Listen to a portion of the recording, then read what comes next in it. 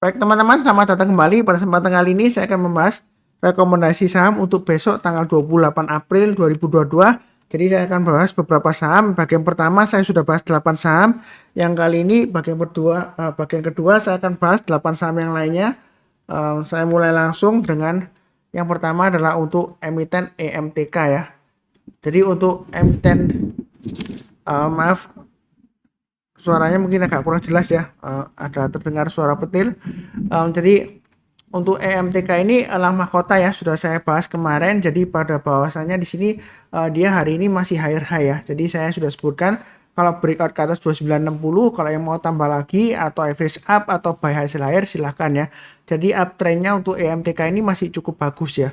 Ini saya nggak tahu apakah ada aksi korporasi seperti private issue atau penerbitan obligasi dan lain-lain, atau akuisisi, saya nggak tahu ya, saya nggak baca beritanya. Kenapa dia masih naik lagi? Katanya sih ada yang digoreng bandar sendiri, grupnya sendiri, nggak tahu mau sampai kapan dinaikkan. Mungkin dia mau stock split atau gimana, saya nggak tahu juga ya.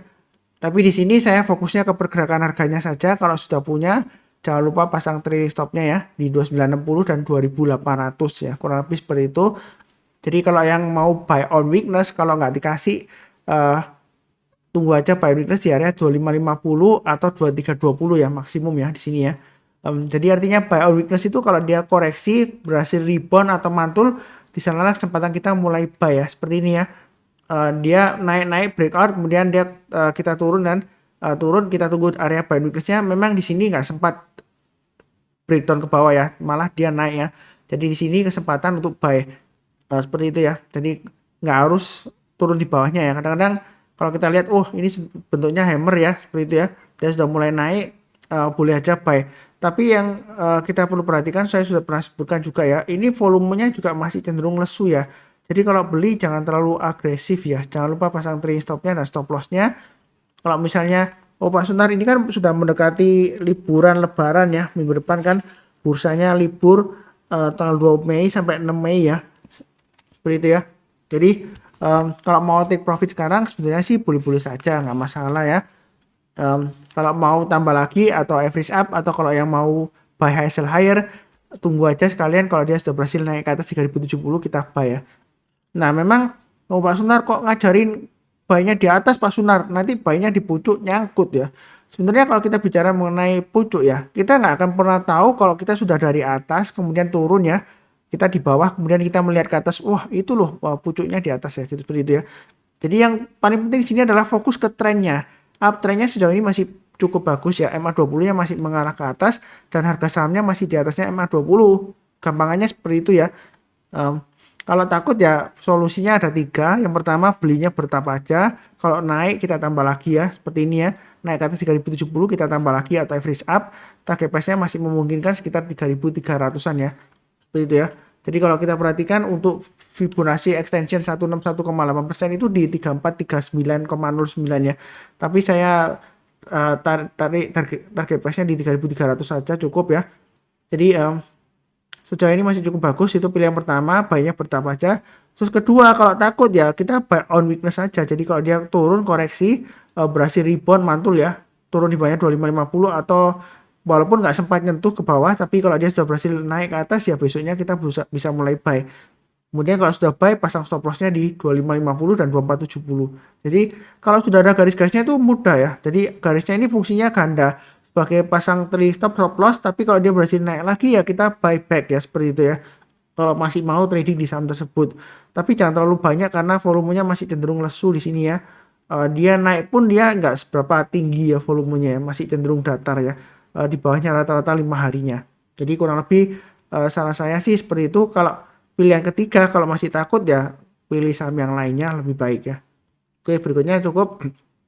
Berikutnya untuk BRMS. Jadi BRMS sudah saya sebutkan sebelumnya ya. Pasang area buy on weakness di 200. Jadi kalau yang buy di 200 ya stop loss-nya ya pakai garis acuan berikutnya ya 180 ya. Jadi yang ikuti saya harusnya sudah buy back ya untuk BRMS ini. Jadi selama di atas 200 ya atau maksimum di atas 180 dia masih cukup bagus potensialnya. Kalau yang mau tambah lagi atau yang belum punya, kalau mau buy ya silakan buy. belinya bertahap aja, naik ke atasnya. High-nya hari ini kan di 228. Jadi kalau besok naik lagi ke atas 228, kita tambah lagi atau average up atau buy bagi yang belum punya ya. Naik ke atas 240 tambah lagi, target price berikutnya di 270 dan 300. Memang di sini kalau kita perhatikan 270 dia berhasil naik kemudian turun langsung Pak Sunar. Nah, berarti kita take profit di 270 belum tentu ya. Jadi pasang aja trailing stopnya. Jadi kalau sudah naik ke atas 270 jangan lupa pasang trailing stopnya di sekitar ya kurang lebih 1-2 tick di bawahnya 270 ya. Jadi kalau dia turun paling tidak kita mengamankan profit kita ya. Seperti itu ya. Memang uptrendnya masih cukup bagus dan volumenya masih cenderungan ini sudah mulai merambat naik tapi masih kurang ya seperti itu ya. Masih cenderung lesu tapi uptrendnya masih cukup bagus ya walaupun dia seringkali testing di bawahnya MA20 nya ya. Jadi belinya bertahap aja, kalau naik kita tambah lagi average up tapi kalau turun jangan di average down. Kalau turun jangan di average down ya, saya ulangi lagi, pasang stop lossnya atau jangan hold ya seperti itu ya. Karena kalau turun di bawahnya 180 dia ada kemungkinan testing lagi, areanya lumayan jauh ya, bisa sekitar area swing low-nya di sini sekitar 153-an ya. Jadi kurang lebih seperti itu untuk BRMS.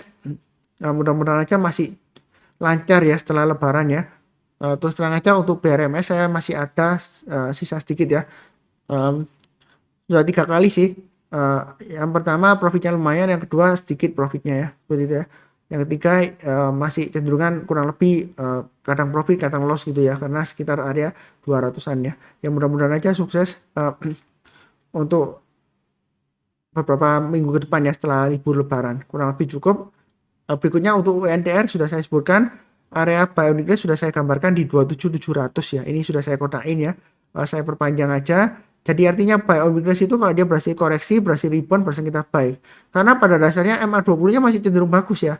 Jadi yang sebelumnya ketinggalan, saya sudah gambarkan ya. Oh, tunggu aja di area 27700. Jadi ini sudah dikasih ya, harusnya sudah buy lagi. Kalau dia posisi seperti ini memang di antara supportnya 28475 dan 30.300. Kalau mau buy sekarang boleh, tapi buy-nya bertahap aja. Naik ke atas high-nya 29.100 tambah lagi boleh. Target price-nya di 30.300 dan 31.050. Jadi atau kalau misalnya takut, siapa tahu kalau menjelang liburan dikasih 27.700 ya silakan ya seperti itu ya. Tapi kecenderungan seperti ini ya, kalau sudah naik uptrendnya masih bagus ya, jangan didoakan turun gara-gara Anda kepingin beli ya. Jangan ya, itu pemikiran jelek ya, seperti itu ya. Jadi ada juga yang sudah buy di bawah ya. Kalau apalagi kalau di grup saya, ini grup Telegram saya sama Profit ya. Kalau sudah naik tinggi, kalau ada yang jelek-jelekan, harapannya saya tahu mungkin dia mau beli ya kalau ketika koreksi ya. Tapi jangan sampai Anda mendoakan yang jelek karena ada yang sudah beli dari bawah, Anda kebayang nggak ya? Ada yang sudah invest dari bawah, tujuannya dia baik ya. Misalnya dia mau beli motor baru atau beli HP baru atau dia mau menyekolahkan anaknya atau untuk menikah ya. Kalau yang masih belum menikah, kalau masih tunangan mau menikah seperti itu ya. Atau yang sudah mapan mungkin dia mau umroh atau naik haji atau dan lain-lain ya seperti itu ya, atau mau ke luar negeri jalan-jalan atau wisata nanti setelah endeminya benar-benar selesai ya. Ya jadi kita jangan mendoakan yang jelek karena market itu selalu kasih kesempatannya. Jadi seperti ini ya, dia naik, dia koreksi, ini area buy on weakness yang sudah saya berikan juga ya. Kalau buy on weakness itu nggak mesti harus turun, barusan kita rebound setelah buy ya. Kadang-kadang kalau nggak sampai kena ya, kalau dia sudah berhasil rebound besoknya ya kita boleh buy. Kenapa? Karena uptrendnya masih cukup bagus. Jadi istilahnya buy on weakness ya. Atau sekalian buy high sell higher. Tadi posisi sekarang kalau mau buy boleh aja naik ke atas 2900 buy ya. Jadi buy-nya bertahap aja. Setiap kelipatan 100 rupiah kita tambah lagi ya. Seperti itu ya. Kurang lebih cukup. Berikutnya untuk Bukalapak. Jadi Bukalapak ini terus terang aja memang sering saya bahas di analisa Samarian, tapi kecenderungan saya bilangnya masih belum aman buy ya karena masih di bawahnya 525. Jadi untuk Bukalapak ini selama dia berada di bawahnya 525 memang kecenderungan masih resiko ya. Seperti itu ya. Mungkin ada yang bilang, Pak Sunar saya buy-nya pas di 258 gitu. Kan lumayan sekarang sudah naik. Katanya Pak Sunar jangan beli dulu. Tapi kalau kita perhatikan di sini, ini trennya masih strong downtrend sebelumnya ya. Ya kalau sudah berhasil naik, biasanya orang itu ya, maaf saya nggak menjelekan orang lain. Kalau sudah berhasil kalau sudah berhasil naik ya, biasanya keluar-keluar atau ngomongnya kemana-mana gitu ya, show off atau pamer kemana-mana. Tapi kalau gagal turun lagi ke bawah, biasanya diem aja ya, seperti itu ya. Ya saya nggak menjelekan sih, memang kebanyakan sih seperti itu ya. Jadi kadang-kadang beli di atas itu untuk konfirmasi. Di sini kalau kita perhatikan memang ada pattern kurang lebih seperti reverse HNS ya. Ini shoulder yang left, ini headnya, ini right shouldernya. Jadi kalau kita bicara mengenai chart patterns reverse HNS itu belinya kalau dia sudah berhasil breakout ke atas neckline-nya ya, kurang lebih di area sekitar ini high-nya di sini, swing high-nya di 412, atau pakai acuan garis yang sudah saya berikan 426. Itu paling cepat kalau mau buy ya. Tapi saran saya kalau mau buy lebih amannya tunggu ke atas 525. Memang ini sudah mulai mengarah ke atas ya. Apakah masih bisa lancar naik ke atas lagi setelah lebaran? Kita nggak akan pernah tahu ya seperti itu ya. Belinya bertahap aja, jangan terlalu agresif. Kalau naik lagi kita boleh tambah lagi atau average up. Tapi kalau turun jangan di average down ya. Jangan hold ya, pasang stop loss atau trailing stop ya. Terserah sesuai dengan garis-garis yang sudah saya berikan. Boleh pakai acuan 344 atau pakai acuan di tengah-tengahnya di sini, swing low-nya di 308 ya, seperti itu ya. Kalau mau pasang stop loss-nya seperti itu. Kalau mau buy sekarang istilahnya nanggung ya. Kalian tunggu breakout ke atas 426 atau paling cepat di 394 ke atas lah ya. Belinya bertahap aja. Jangan terlalu takut tapi jangan terlalu agresif ya kalau mau trading dibuka. Memang kalau kita lihat di sini, oh asing jualan ini Mas Sunar. Saya sih nggak lihat asingnya ya seperti itu ya. Ada juga yang tanya ke saya, Pak Sunar, broker ini akumulasi di saham ini, tapi kalau harganya turun, atau juga sebaliknya seperti itu. Tapi saya terus terang aja, saya penganut murni analisa teknikal ya. Jadi saya fokusnya ke price actionnya atau pergerakan harganya, bukan ke brokernya atau ke foreign atau bandar dan lain-lain ya. Jadi support resisten dan juga trennya itu yang paling penting, itu saya fokusnya ke sana. Dan juga berita kita lihat ya, berita memang kadang-kadang belum tentu ya, ada yang penting ada yang nggak penting ya, tapi lebih utamanya sih fokusnya di pergerakan harganya, karena menurut teori semuanya itu sudah terrefleksi ke harganya seperti itu ya, kurang lebih seperti itulah ya. Jadi kalau bicara mengenai brokermologi, banyak yang sering tanya juga di grup saya, ada yang bilang sebelumnya ya, kalau kita buy ikut-ikutan MG aja, contohnya seperti itu ya, kode saham brokernya ya. Kalau MG buy nggak selama lagi dia akan naik lagi. Kalau misalnya semudah itu ya, kita nggak perlu belajar analisa teknikal pusing-pusing, nggak perlu belajar fundamental, nggak perlu lain-lainnya. Mungkin ya kita nggak perlu kerja, kita ikutin aja broker MG. Kalau setiap kali akumulasi banyak diakumulasi atau pembelian terbesar broker MG, kita buy kebanyakan katanya pasti naik katanya segitu ya, seperti itu ya. Nah kalau seperti itu berarti pasar saham itu nggak efisien karena bisa dimanipulasi oleh satu broker aja seperti itu ya. Jadi jangan salah paham ya. Saya memang nggak bahas mengenai brokernya, pusing ya. Anda kebayang nggak? Memang saya pernah nonton yang salah satu video, saya nggak menjelekkan orang lain ya. Dia kalau lihat broker tertentu banyak akumulasi ya, hijau-hijau net buy berarti akumulasi. Terus besoknya kalau net sell banyak distribusi gitu ya. Yang namanya akumulasi distribusi mana bisa satu hari langsung ganti gitu ya. Misalnya hari ini akumulasi, besok net sell distribusi, besok lagi net buy akumulasi gitu ya. Ya itu ya nggak benar juga ya, seperti itu ya. Jadi saya sih nggak lihatnya di situ, saya fokusnya ke pergerakan harganya, support dan resistennya. Kalau kita bicara mengenai broker misalnya akumulasi ya, MG ya. Jangan lupa ya, saya sering menjelaskan juga kalau ada yang tanya ya. Misalnya saya punya stok banyak gitu ya. Pembelian saya langsung sering saya lakukan dalam jumlah besar di broker tertentu misalnya MG ya. Saya beli suatu saham misalnya saham A gitu aja ya. Nah, kemudian saham A saya beli banyak dalam beberapa waktu. Sahamnya saya yang saham A itu saya dari broker MG saya bisa pindahkan ke broker lain misalnya broker YP gitu ya. Lah kemudian saya jual dari YP, kemudian saya masih buy juga di broker MG tersebut ya, seperti itu ya. Padahal kalau dikatakan saya itu akumulasi, dari mana wong saya jualan juga dari pakai YP ya, seperti itu ya. Jadi saya sih kecenderungan nggak mau lihat seperti itu ya. Karena sebelumnya saya diundang oleh BEI ya, waktu pembahasan mengenai kode broker yang ditutup ya. Itu pembahasannya juga beberapa pakar ya. Itu pakarnya juga yang ada pakar investasi dan pakar trading juga ya. Itu mereka juga menertawakan ngapain kita lihat brokernya. Wong padahal kita bisa pindah sahamnya kok dari satu broker ke broker lainnya kok. Kalau kita bilang oh ini akumulasi, ya kita bisa pindahkan nanti kita jualan di broker lainnya, ya kita beli lagi di broker tersebut lagi ya awalnya. Nah, apakah akumulasi wong kita jual lagi kembali ya, seperti itu ya. Jadi saran saya di pergerakan harganya saja fokusnya. Walaupun diakumulasi tapi harganya gak naik ya percuma ya. walaupun distribusinya kuat, kalau harganya naik terus ya kita ikutin aja kalau mau trend following ya, seperti itu ya, kurang lebih seperti itu. Ya saya nggak menjelekan pakai brokermologi atau foreignmologi, enggak ya. Ya, memang stylenya beda-beda. Cuma saya istilahnya menjelaskan aja. Kalau saran saya sih lebih baik fokus ke pergerakan harganya.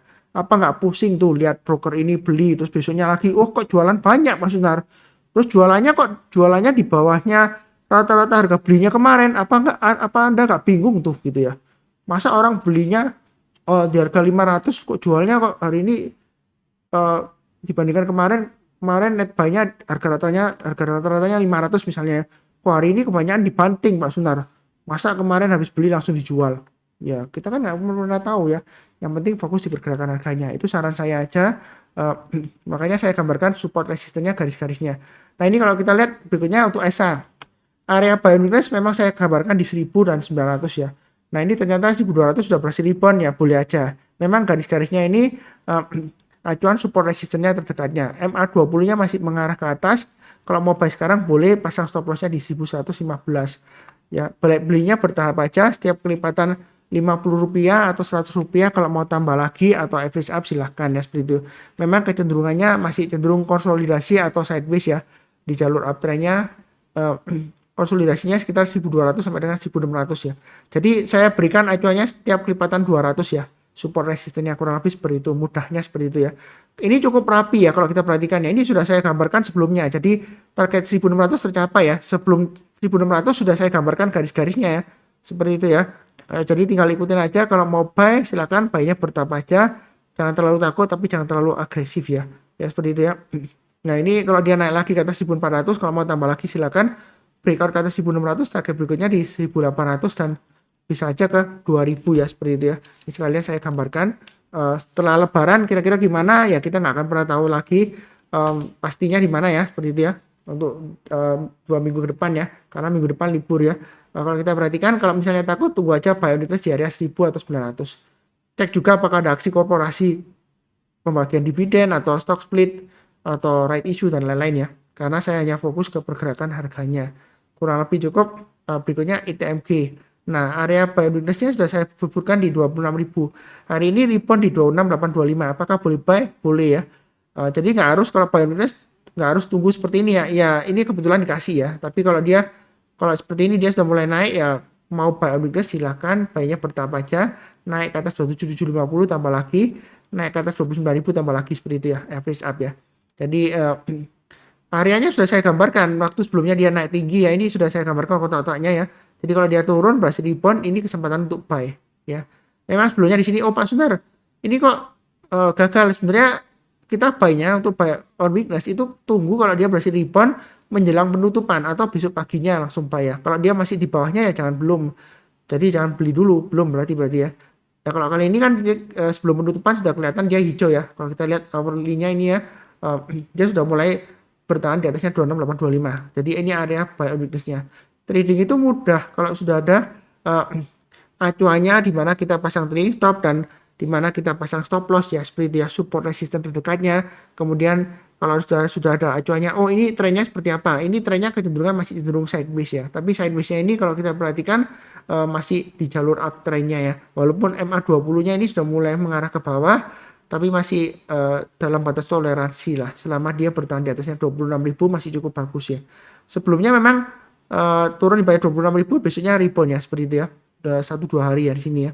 Jadi kalau misalnya masih nggak berani ya tunggu aja di 26.000 atau buy high sell higher. Kalau dia naik ke atas 27.750 silakan tambah lagi.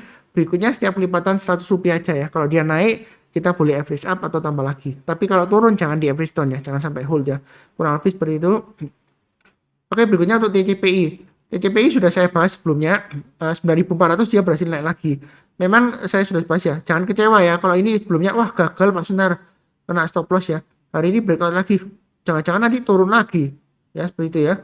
Memang kadang-kadang kalau bicara mengenai trading, itu trading pertama kali nggak mesti langsung berhasil ya. Seperti itu ya. Ya, kadang-kadang kalau saya trading ya, setelah saya beli kemudian turun ya, katanya sih dulu ada yang ahli technical katanya ya, kalau ya mereka bilang dibeli turun dijual naik, makanya belajar analisa teknikal ikut workshopnya. Walaupun Anda ikut workshopnya ya, masih tetap aja bisa seperti itu ya. Jadi kita itu nggak bisa mengatur pasar saham ya. Jadi kadang-kadang walaupun saya beli, kadang-kadang nggak lama turun ya bisa aja karena kita nggak bisa ngatur harganya seperti itu ya. Jadi bukan karena kita salah dalam menganalisa, enggak ya. Yang penting adalah kata kuncinya ada 3 ya, sabar, fokus, dan disiplin. Di sini disiplin buyback ya. Kalau dia berhasil naik ke atas 9.400 masih ada harapan. Buy-nya bertahap aja. Untuk TCPI ini sudah saya sebutkan tipe-tipenya kurang lebih sama dengan TPIA. Kalau dia naiknya dia biasanya berhari-hari, berminggu-minggu, dan berbulan-bulan ya. Dan naiknya cukup tinggi. Tapi kalau turun dia juga sama, turunnya juga dalam ya. Berhari-hari, berminggu-minggu, dan berbulan-bulan. Jadi ini kalau mulai rebound, kita belinya bertahap aja. Kalau dia naik lagi, setiap kelipatan Rp50 atau Rp100 kita boleh tambah lagi atau average up. Tapi perlu diingat kalau dia gagal bertahan dari 9.400, ada baiknya jual dulu sebagian. Kalau turun di bawah 8.900, jual dulu semuanya. Ada kemungkinan dia testing area ini ya. Swing low di sini di 8.500 ya. Kalau turun lagi ini bisa makin dalam ya, bisa sampai di bawahnya 8.000. Tapi saya nggak mendoakan turun lagi ya. Ini masih kecenderungan jangka pendeknya downtrend. Mudah-mudahan dia berhasil rebound lagi ya. MA20-nya mulai mengarah ke bawah, tapi masih ada harapan ya selama dia bertahan di atas 9.400. Oke, kurang lebih cukup. Berikutnya untuk SMGR masih naik lagi Pak Sunar, tapi saya sudah sebutkan ya, masih belum buy. Tunggu aja kalau dia naik ke atas 7225 karena trennya masih cenderung downtrend dan trennya masih cenderung kuat. Mungkin ada yang protes atau yang tanya, Pak Sunar sebelumnya kan ini candlenya lumayan tinggi ya, terus volumenya naik, ya kan? Kita harus ingat kalau kita bicara mengenai volume, biasanya volume itu untuk konfirmasi ya, seperti itu ya. Tetap fokusnya di price action-nya. Itu yang kalau saya seperti itu ya. Paling nggak minimal tunggu naik ke atas 6850 lah ya kalau mau buy ya.